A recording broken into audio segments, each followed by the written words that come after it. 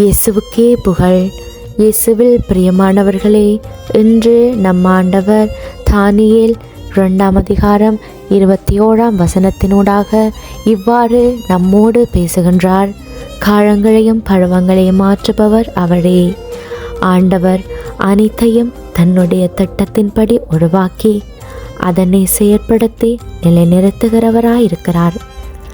எப்படி காலநிலை மாற்றங்கள், பருவ மாற்றங்கள் ஏற்படுகிறதோ அதே போலதான் ஒருவருடைய வாழ்க்கையில் ஏற்படுகிற மாற்றங்களும் இருக்கும். இன்பம் துன்பம் இரண்டுமே எங்களுடைய வாழ்க்கையிலும் முக்கியமானதாயிருக்கும்.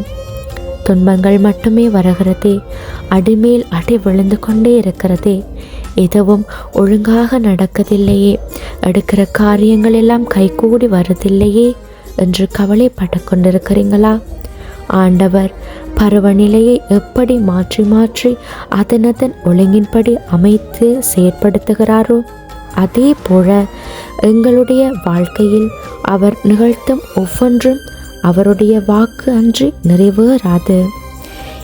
எனவே அழுகைக்கு ஒரு காலம் வந்தால் மகிழ்ந்து கொண்டாட ஒரு காலம் வரும்.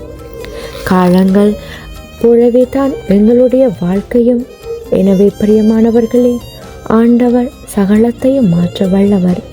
எனவே உங்களுடைய வாழ்க்கையையும் மகிழ்ச்சியாய் மாற்றும் ஆற்றல் அவருக்கு உண்டு.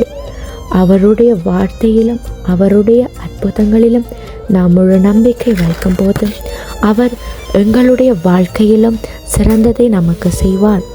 ஆமேன்.